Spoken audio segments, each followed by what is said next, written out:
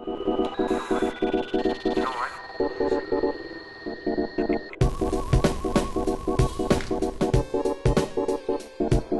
enjoyed ECT this weekend. Any major that's on 360, I already feel like they're doing one of the biggest and one of the most important things right, and so I enjoyed it. I still get to see a lot of people, meet new people and stuff. So, and Marvel was actually pretty hype. So I enjoyed it. I really did. And how did you do this weekend? I mean, I didn't make it out of pools. I lost my first match, and then I made it to losers finals in my pool, and then I lost that match too. The final person was Kane Blue River, and the first person was named D'Angelo Knowles, I believe. This tournament, I decided I'm picking up a brand new team, and so I felt like though I've been playing with it a little bit more, I need tournament experience, and so I didn't want to go to EVO and then be brand new with this team as far as tournament is concerned. So I decided this would be my first tournament with it, and then UFGT would be my next tournament with it, and then hopefully by Evolution I'll be ready. So is this the same team that you're streaming with? You're coming with? So Yeah. do you want to talk about that? Yeah. Well, I like Morgan Doom. I don't think it's as good as everyone thinks it is, but I feel like because of the fact that everyone's so mind screwed by it, like the second you pick the team, they already defeat themselves a lot of times. And so I feel like until people get over that, then the team is, I feel like you have a higher chance of winning with it. And furthermore, I know that to win with a team like MSS, you have to put so much time into the game. I feel like to win with MSS, you have to be really good, really on top of things. Whereas I feel like if people are already like screwing themselves in mentally, then you don't have to be as solid with Morgan Doom. And knowing that I'm not likely to put in as much time into the game right now that I would with, in order to win with MSS, it's better I pick a team that's already good so that it can kind of supplement the amount of time. You know what I mean? I feel like that situation, it came about, and I wasn't completely, I think, it was just kind of uncharted territory. I've always, kind of mentioned my promo code and stuff like that in tournaments. I would always do it more in a joking way. I mean, obviously the promo code works and everything, but it was more like I had done it and to the point to where people would expect it so much. They'd ask me to do it, and it became like something that people look forward to when I would talk, like just to see the interesting ways that I would include it in there. And so when I was doing that on the stream, I just done what I'd been doing all the time. But there's, like I said, the FGC is evolving and it's growing, and Spooky himself, the streamer, is growing and things. And even though it wasn't done on Spooky's stream, I understand that there's business concerns and people, they want people to invest into the tournaments in specific ways. And because PDP didn't, for me to promote on the stream, I guess would be somewhat undercutting what other people are doing in different ways. And so, me doing it, it was truly done in innocence. So it's something I had done literally at every tournament, every time I'm on the mic. I'd been asked to do it by Spooky and others. And so it wasn't me trying to just find some way around it. It was my own idea. I came up with the concept of promo codes. I came up with the concept of that was my idea. Like, hey, give me a promo code so when I sell, that I'm selling. So it was just my own thing that I decided to do. I'm very I'm very motivated. You know what I mean? Self-motivated. I don't need someone pushing me. So literally, all my decisions I make are independent. And so that was just another decision that I ended up making. And unfortunately, it rubbed some people the wrong way. I do believe there was a large bit of an overreaction. But it did help us come to an understanding that kind of behavior, that they don't want that to happen, and so I just choose not to be on the mic and not to do that much. I do see, a lot of, like you said, as far as creative control with streams like actually starting to pay, like, hey, have our players, commentate and things like that. And I think the more streams, obviously the more players get attention, a sponsored player gets attention, obviously those should translate to knowledge about that sponsor, you know what I mean? And so by doing that, I think it encourages more corporate interest into the fighting game community, which I think is one of the most important things to achieve growth. You look at things like League of Legends and Han, right, or Dota, and there are 3 different companies, and they're all the same kind of game, around the same kind of community, but what made League of Legends grow exponentially was increased prize pot, like just increased money in the scene, and then people start saying, wait, there's a lot of money in there? I want to get involved, and of course, it grew exponentially. So I see the same thing happening with fighting games eventually. It's just, I think there's a few things that inhibitors, if you will, like that are preventing it from happening right now. But I believe it's inevitable. It's inevitable. It's really, so the whole Fanatiq thing, it really did start out, and oh yeah, this is kind of touchy. It started out like, you know, it was like a defense mechanism, you know, and then, but I was very, very staunch on like creating, like compartmentalizing it, like Fanatiq, Lauren. I wouldn't let any gamers call me Lauren, and I wouldn't let any of my personal friends or family call me Fanatiq. I was very staunch about it. Like, I don't want to blend these two worlds, you know? And, you know, that all kind of changed. Eventually, I decided to start letting people get more personal with me, really connecting with my fan base. I stream in my room, you know? They see me fall asleep a lot of times on my stream. I get just exhausted, and I just pass out on my chair, you know?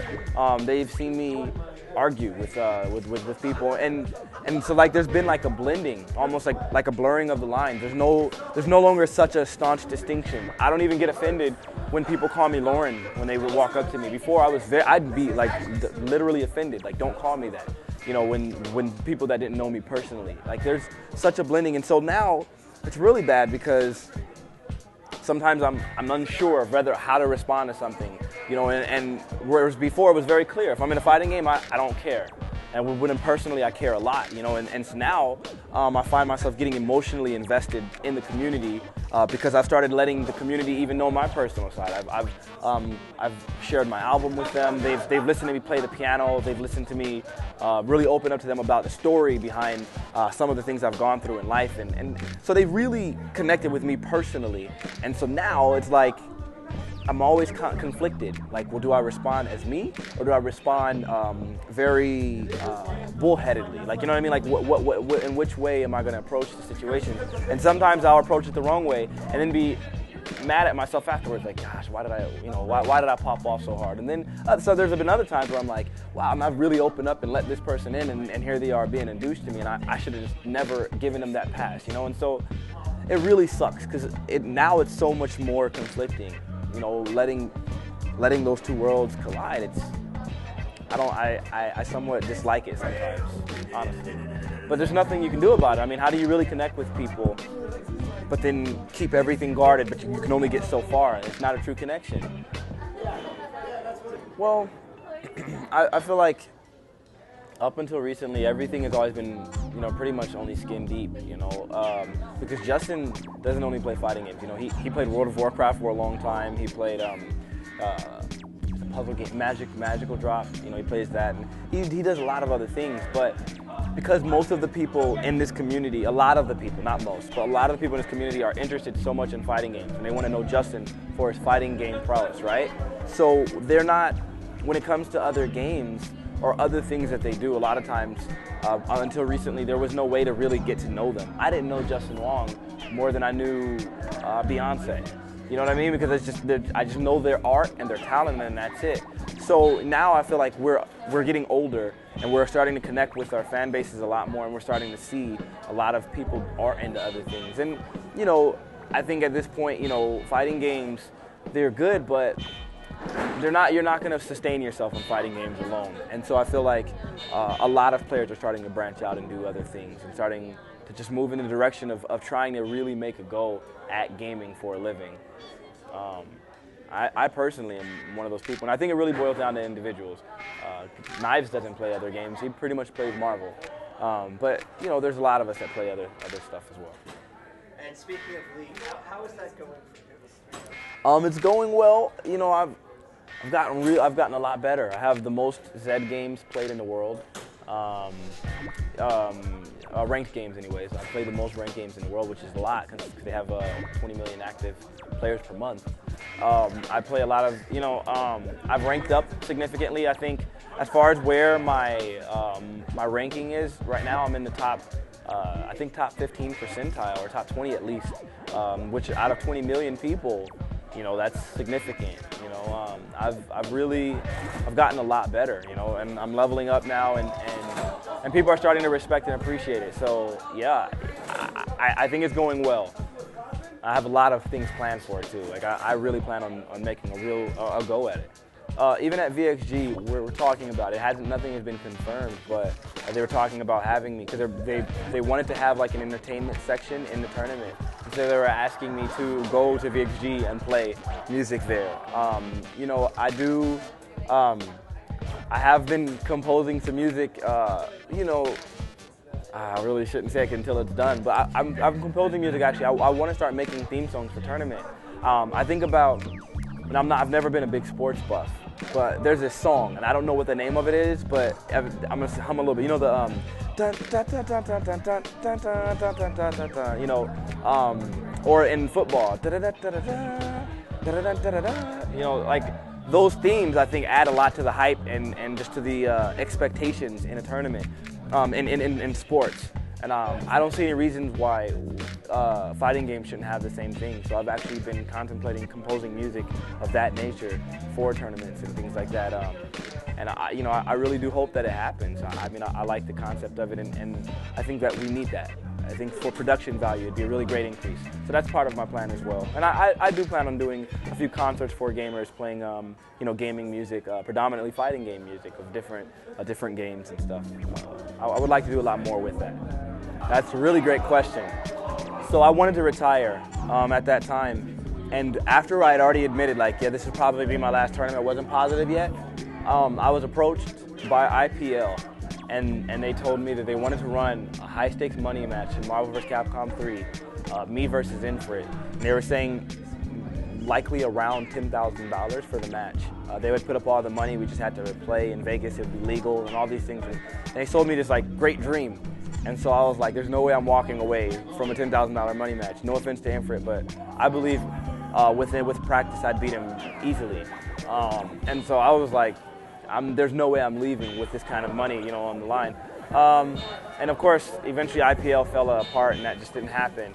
And so once that did happen, I decided, you know, I'm not really into it. But since then, my sponsorship has increased. You know, just the way we work with each other, it's gotten a lot better. And so for me, I feel like I don't look at myself as predominantly a player. In fact, I rarely ever play fighting games. But it's important for me to still, you know, try, you know, and to still stay connected with the fighting game community, because that's who I market to the most. And that's what our sponsor is really interested in right now. So because of that, you know, I still enter tournaments. And it's also an excuse to travel and meet friends and hang out with friends and see different places of the country, and eventually the world, you know. So I don't want to walk away from it, you know, considering how little I actually have to invest into the playing aspect. But to be honest with you, I'm not in love with fighting games the way I was, you know. But right now I really like Morgan. I'm learning something new. It really challenges me mentally, and that to me is very entertaining. So every time I'm playing Morgan, I thoroughly enjoy it. Practicing with her is actually fun for me. So for right now, I'm actually excited about it, but I know that eventually the freshness of Morgan will wane, and then I won't be nearly as interested in it anymore. And so, I mean, I'm just kind of riding it until, to be honest, I feel like I'm just going through the motions. I don't feel genuinely in love with fighting games like I did at one point.